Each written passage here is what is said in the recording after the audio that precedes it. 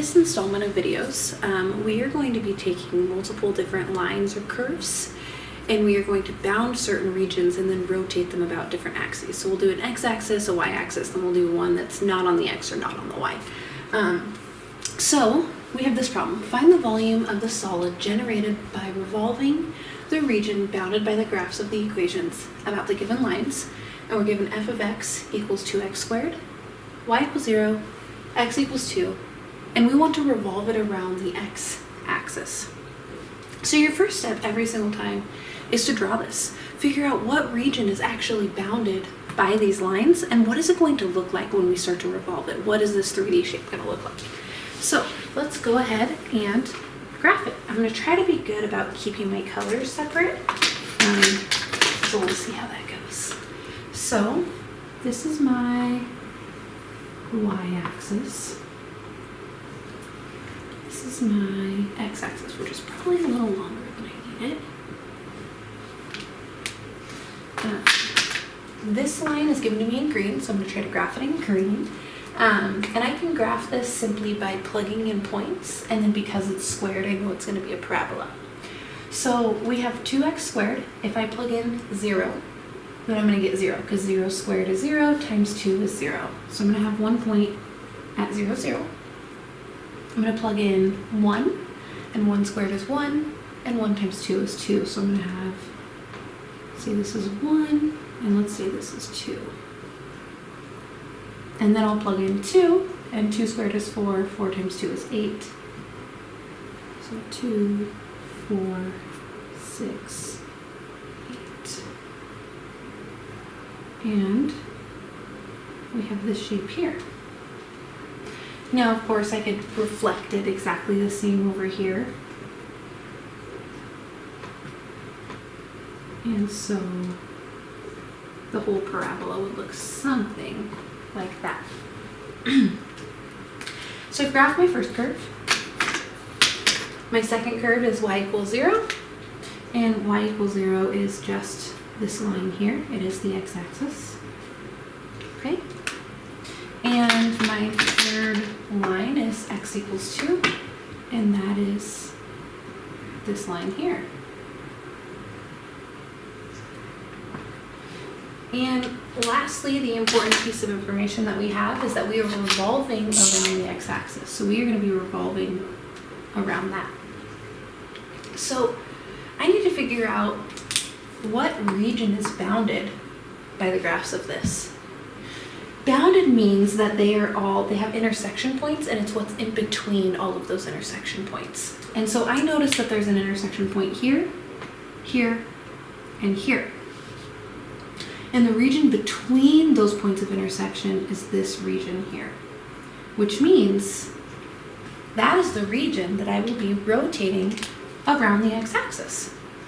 So I'm going to be rotating this way, which means that this curve, this kind of round curve, is going to go out and around, all the way around, and it's going to make this solid. So let's go ahead and draw what that looks like. Well, the outside is going to rotate like this. And then it's going to be kind of skewered by the x-axis, and it's going to go like that. So our solid is going to look something like this. And of course, this is all round, not an artist. So this is all rounded, and this is all filled in. It's solid. So we want to find the volume of this. Well, I don't know of any geometric formula that's going to get me the volume of that. There probably is one, but I don't have it memorized. My favorite things to take the volume of are cubes. Those are pretty easy. Cuboids are easy as well, because it's just length times width times height. Cylinders are pretty easy to take the volume of. And so what I think we should do is we should cut this into a bunch of little cylinders. And then what we should do is we should use calculus to add up the sum of those cylinders. So the cylinders are going to come from cutting it this direction. I'm going to cut it this way. And when I cut it that way, I'm going to get these perfect little coins. So if I were to cut this first piece like this, I'm going to get a cylinder about yay big like this. And then I could cut another piece, and I can cut it right next to it. And then I'm going to probably get a cylinder about yay big. And then I can cut another one next to it, right?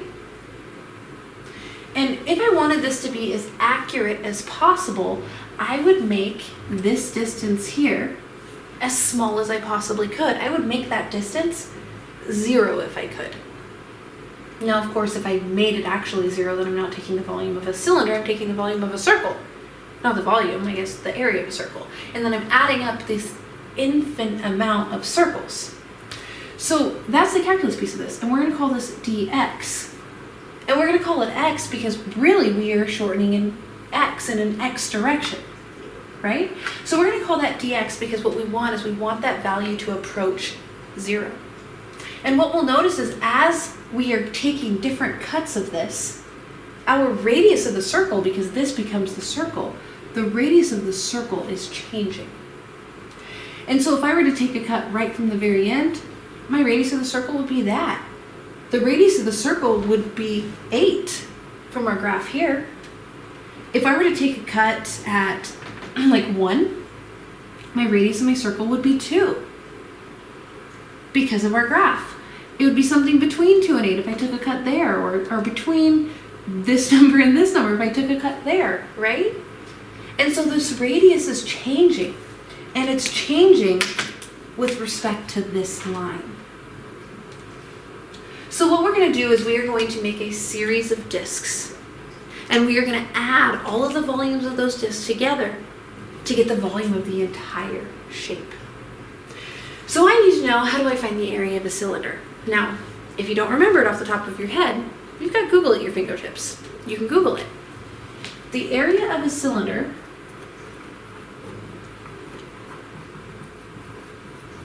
is the area of a circle times the height. So the area of a circle is pi r squared, and then we multiply that by the height. Now our cylinders are kind of on their side. So our cylinders, instead of being up like this, are like this, but we still can figure out the radius when it's on its side. Pi is always pi.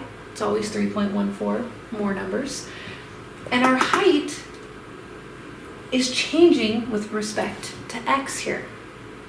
So using calculus, we can do a series of sums that we're going to add up. And when we do these infinite sums, we use something called an integral. And so to find the area using discs, I'm going to write that on here, because what we're doing is we're kind of manipulating this problem a little bit to make something easier for us. When we make infinite amount of discs, we're going to use the formula pi times the integral of whatever we're integrating from of r squared times dx. Now, if our cylinders were the other direction, we would do it in terms of dy.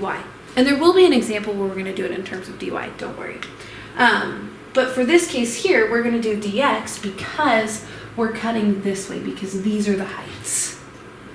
And those are a height that we choose, really. So let's figure out this problem. Really, the only thing we need to know is what is our radius? And our radius is changing.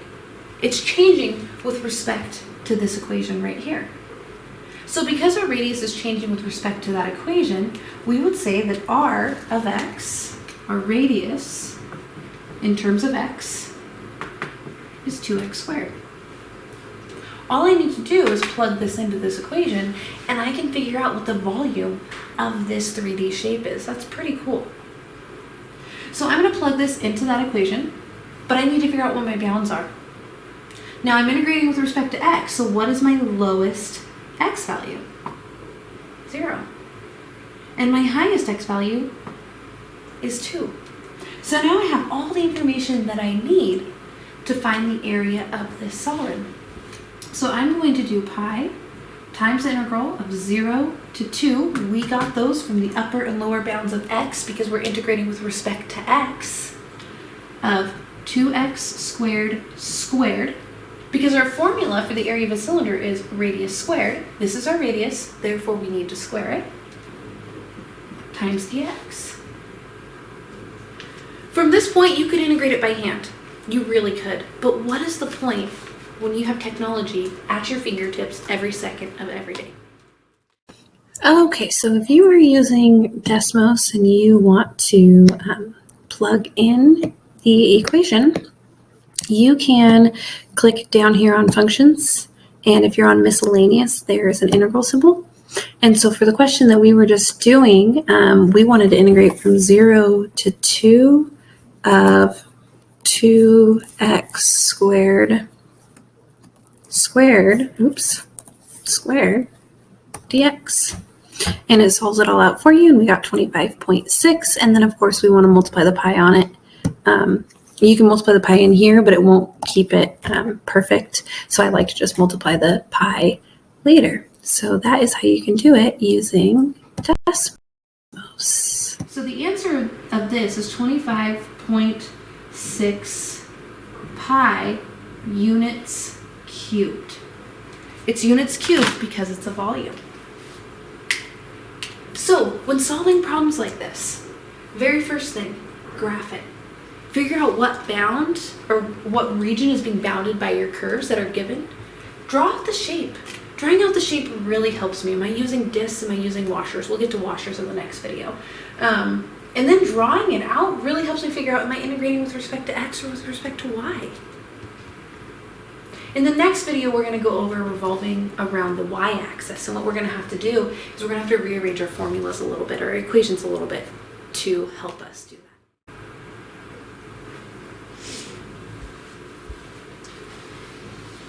In this video, I figured you wanted to see Mrs. Roberts in her natural habitat, which means a giant cup of coffee and the for real mom bun. So in the last video, we had already graphed this, so I'm just going to leave the graph there so that I don't have to regraph it every time. I will go over again how we figured out the bounds, just in case you didn't watch the previous video. In this video, we are going to rotate around the y-axis, which makes things a little bit more challenging for the fact that we have to figure out what our equation would be in terms of y instead of in terms of x. So here we have it. We're going to find the volume of the solid generated by revolving the region bounded by the graphs of the equations about these given lines around the y-axis. So, as I said in the previous video, we already graphed this. You can match up the green one to green, the blue one to blue, and the red one to red. And now what's different about this one is we are going to revolve around the y-axis. And so that means we are going to rotate this like that. So we figured out in the last video that this is the region that we are revolving. And we are revolving that because it says bounded by the graphs. This is the only place where it's actually bounded by these graphs. So when we're revolving around the y-axis, we are going to take this outer edge and we are going to rotate it around. That's not too hard because really we have a radius of 2 right here. All the way around the origin, we're going to have a radius of 2. And so that outside piece is going to look like this.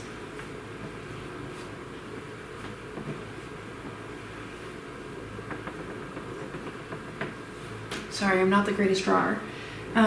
With a radius of 2. And you actually don't need calculus to figure out what the volume of that is.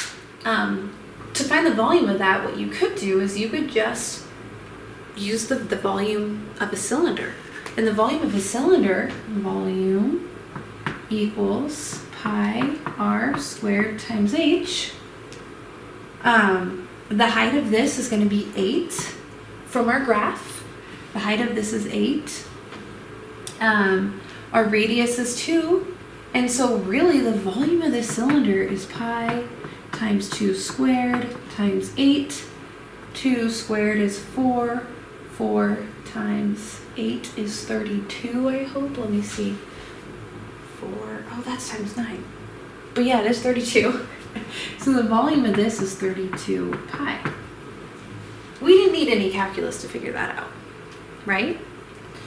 The tough part is this inner piece. So this curve is also being revolved around this y-axis. And so it's going to spin all the way around, and what it's going to do is it's going to make a bowl. It's going to make a bowl.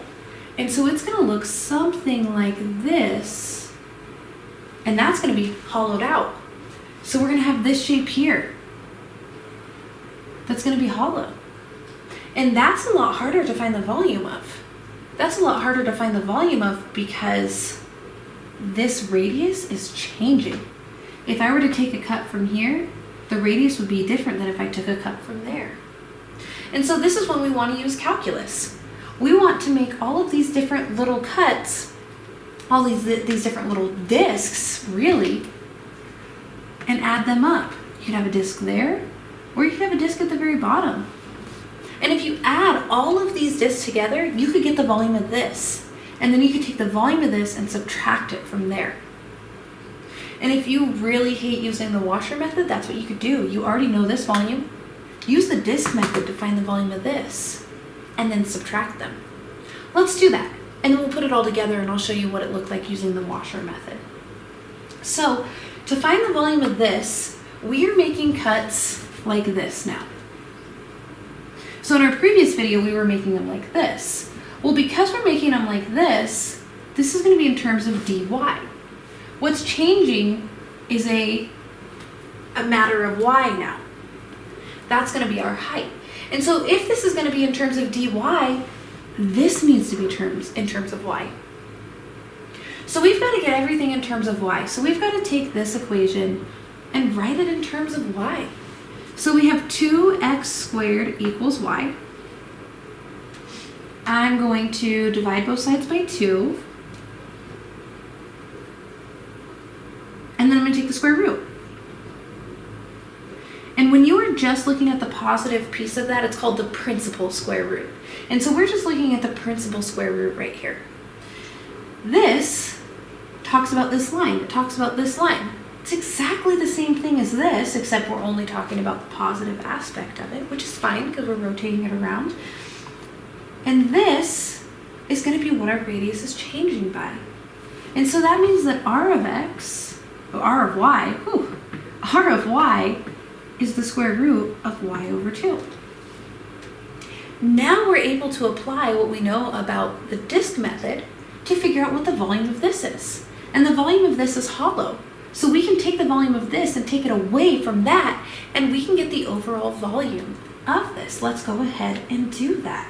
So we are going to integrate with respect to y. So we are going to have our integral, and because we're integrating with respect to y, we're going to go from 0 to 8, because that's our lower bound and our upper bound with respect to y. So 0 to 8, we're going to multiply it by pi. Here's our radius, and we're going to square that, so really that square root cancels out dy. The calculator is going to do all the work for you right there. Don't you worry about doing that work. The calculator will do it because it's a definite integral. If you click on math and you go down to 9, you can plug in 0 to 8.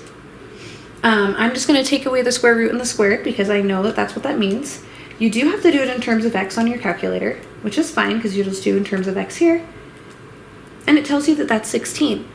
What you'll notice is I did not put the pi in there. And so we do want to include the pi. So this volume, and I should do it in green so that I keep my colors straight, this volume is 16 pi. Which means that if we take this volume and we subtract this volume, the volume of this whole thing is 16 pi, because 32 pi minus 16 pi is 16 pi. Units cubed because it's volume. What you're going to do is find the volume of the outer, find the volume of the inner, subtract them. Now we could do that using something called the washer method. And what the washer method does is exactly what we just did, but it uses calculus for the entire thing. We kind of split it up. We did geometrical formula and then calculus. And what the washer method tells you to do is take the integral from your lower bound to your upper bound, multiply it by pi, because we did for both of these, remember? And then you're going to take your outer radius minus your inner radius, dy. So we could do that. And if we do it like that, we're going to get exactly the same answer. We're going to have pi 0 to 8. Our outer radius is 2. Nope. Yep. 2. And it's 2 all the way across, so 2 squared minus, our inner radius is this, square root of y over 2, and multiply everything by dy. Again, the calculator is going to do all of the work for us. Okay, so if you are using your calculator to solve this problem, you can go into Desmos, and then on Desmos, if you click functions, there's an integral symbol. And so we were integrating from 0 to 8 of, I believe it was 2 squared minus the square root. Ooh, I can't find a square root on here. Uh-oh. Just bear with me here for a minute. The square root of, let's see if this will do y over 2 squared dy. And we get 16. And so that is how you can get your calculator to do all of the work for you. You can put a pi in there. You don't have to put the pi in there. Like I said, I like to just assume that the pi is there. So there you go. That's how you can plug it into your calculator. And we get 16 pi. Now you choose. You choose what's easier for you. You could break it up like this, and whatever you can do geometrically, you can do geometrically as long as you know what you're doing. Or you can do the whole thing using calculus. Either way works. Okay, for this question, we are going to find the volume of the solid generated by revolving the region bounded by the graphs of the equations about these given lines around x equals 2. So this is going to be a little bit different than the ones that we did before, because we are not revolving around the x-axis or the y-axis. And so we're going to have to figure out what equation are we going to use, why, what's going to be our inner radius, outer radius, if we need that, doing discs or washers. And so let's try it out. Again, this is already graphed because we graphed it in the first video. If you need help graphing, make sure to go back and watch that first video. So we graphed 2x squared in green, y equals 0 in blue, and x equals 2 in red. And now what we're going to do is we are going to rotate around x equals 2. So we're going to rotate actually around this line here. The only part that we care about is what's bounded between those 3 lines. And so those 3 lines have 3 points of intersection, and the area in between is what we are rotating. So we're going to go ahead and rotate that around, and let's look at what this shape looks like. Well, this is going to rotate this way, which means that we're going to make kind of an upside down, oh, that was not very good. We're going to make an upside down kind of tornado, right? And this is going to go down to the center there. This is rounded, it's rounded, and there we go. That's our shape. So this shape does not have any piece of it that's hollow. And so because it does not have any piece of it that's hollow, we are going to do the disc method. We're going to take different pieces of this and we are just going to cut discs from it. And so we are going to cut different discs. We could cut a disc from just the very bottom of it, and it would look like this. And we would call this dy. And it's dy because we are cutting and the height is vertical. We could cut from the very top of it, and that's going to be a really small disc. This is still dy. So because these are in terms of y, we know that we have to get all of our equations in terms of y. And so this equation has to be in terms of y. we solved that in a previous video, and we got the principal root y over 2 equals this line there in terms of y. So now we have enough information to start finding the volume of this. So the volume of this cone, one thing that we have to remember is that we have now rotated around x equals 2 instead. And so even though we rotated around x equals 2, we are still using this equation. We don't have to do anything super crazy with it. We are going to say 2 minus that equation. And we'll do 2 minus that equation because the way to find out what our new equation is you always take that axis of rotation and you subtract your initial equation. And so our axis of rotation is 2, and we'll subtract this here. So now we're ready to plug this into our equation. And our equation is pi times the integral. Because we are integrating with respect to y, it's going to be from 0 to 8 of 2 minus the square root of y over 2 squared dy. The calculator will do all the rest of the work for us. You can click on functions, go to miscellaneous, and then here is an integral symbol.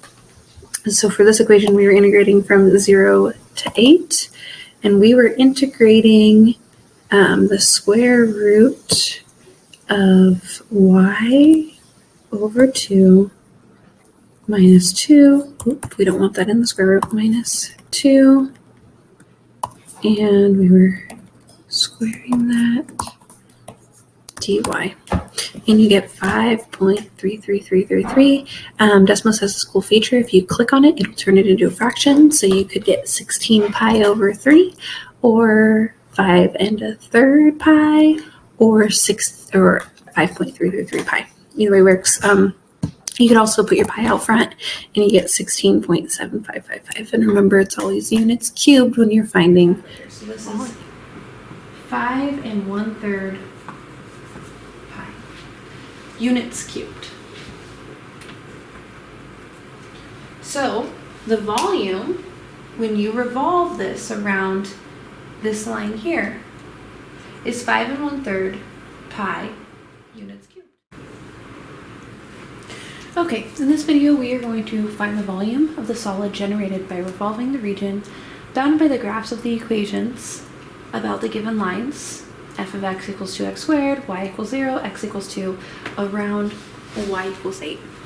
So, as always, my recommendation is to first draw it out, figure out what is the region that is actually bounded by these three curves, and then draw the 3D shape. I know sometimes it seems tedious and annoying, and maybe you're not that great at drawing, so you don't want to draw it, but drawing those shapes really helps me see what part is hollow, what part is not hollow. Am I using discs? Am I using washers, and why? So I'm going to go ahead and draw it. This says we're going to revolve around this line here. That means that this shape is going to start to curve around. That means that specifically this line here, our y equals 0 line, is going to rotate all the way around, and we are going to make a cylinder with a radius of 8. So we're going to have a cylinder here, and that's going to be my outer piece of it. And my radius is always going to be 8. So I have a cylinder, and my radius is always going to be 8. How did I know that? Because this piece right here is 8. Which means that I rotate it around, it's always, this line right here is always going to have a distance from the center of 8. And we are skewered here. Okay? The inside is going to be a hollowed out bowl based off of this curve here. And so that hollowed out bowl is going to look something like this. So really I have two different shapes here. I have the cylinder on the outside that's always going to be the same. And then I have that hollowed out bowl on the inside, and I need to find the volume of both of them and subtract them to find the volume of the overall shape. So the volume of the cylinder around the outside it's easy peasy, lemon squeezy. You just use the volume of a cylinder, which is pi r squared times h, and you can find what that total volume is. But the volume of the hollowed out bowl on the inside is a little bit more challenging, and that's when this idea of using washers comes into play. Now, the formula for using washers is going to be the volume of the cylinder, pi r squared times h. But you're going to do the pi on the outside. You're going to use your lower bound and your upper bound. You're going to have your outer radius squared minus your inner radius squared. And you're going to multiply all of that by your height. Now, you have to figure out, is this going to be in terms of x or is it going to be in terms of y? Now, when we look at this shape, our cylinder piece of it is going like this, which means that if I were to cut a cross section right here,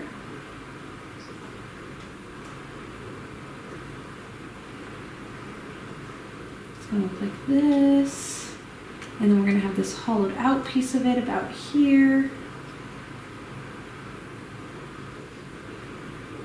It's going to look like that. This piece of it right here is our height. That piece of it's our height. So we're going to say this is dx, because we want those to change to be infinitely smaller and smaller, because the smaller we can get dx, the more accurate our volume is going to be. And that tells us that this entire thing is going to be in terms of x, which is nice for us because it's already in terms of x. So now we need to figure out what is our outer radius and what is our inner radius. Well, the outer radius is easy. Look at this. The outer radius never changes. That's the outside of this function. It is always 8. So our outer radius is 8. Now what is changing is that inner radius. And the inner radius is what is in green. And if I were to make a cross section here, the radius is going to be very different than if we make a cross section there. And so we need to figure out what is this changing by. So our inner radius is definitely going to be changing by some factor of this. But we've rotated over the line y equals x. And so because we've rotated over the line y equals x, we're going to say 8 minus 2x squared. Or you can say 2x squared minus 8. The reason why it doesn't matter is because in the end we're going to square both of them. And so those signs equal each other out. So now we have enough information to put this together and solve it. So we have pi times, because this is the terms of x, our lowest x value is 0 and our highest x value is 2. So from 0 to 2, here's our outer radius, so 8 squared, minus, here's our inner radius, 8 minus 2x squared, squared, and all of that is in terms of x. From this point, the calculus is done. Because this is a definite integral, our calculator will do the rest of the work. So I'm going to click on math. I'm going to go find the calculation for this. If you click on functions, there is, if you're in miscellaneous, there is this integral symbol right there. So you can click the integral symbol, and for this particular one, we were going from 0 to 2, and our outer radius was 8, so we did 8 squared minus our inner radius. We had to do 8 minus 2x squared, and if you would have done 2x squared minus 8, you would have got exactly the same thing. And then this is all going to be dx. I forgot to square this one. Silly. That's why I put the thing on there. So squared. That gives you 59.73333. And again, you could add the pi out here if you wanted to. I like to just add the pi at the end because then it makes it more exact. But of course, this one's already a decimal, so it would not hurt to put the pi there. We could, just for fun, show you that if you did your radius the other way, you get exactly the same answer. So let's put that integral symbol on there. I'll put pi here, and this is going to be from 0 to 2 of 8 squared minus 2x squared minus 8 squared dx. And look, you get exactly the same answer. So it doesn't matter which way you do it. It's all a matter of, I'm going to leave it the 59.733. I didn't put the pi in there. So the pi goes there now. So that's how we set up this washer.